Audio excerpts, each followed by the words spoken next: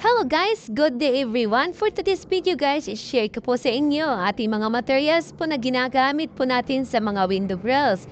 Ito po yung square bar. 1.2 po yung kapal.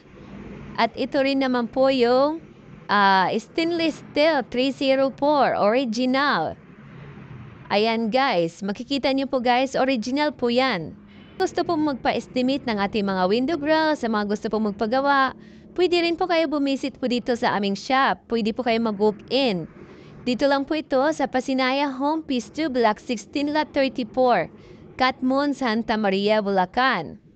Malapit lang po kami dito sa may office po ng bayaran po ng tubig. Pwede rin po kayo magtanong sa security guard sa entrance po, sa may main gate. Ayan. Ganyan po yung makikita nyo po pagpasok nyo po sa aming shop. Ayan guys, tayo.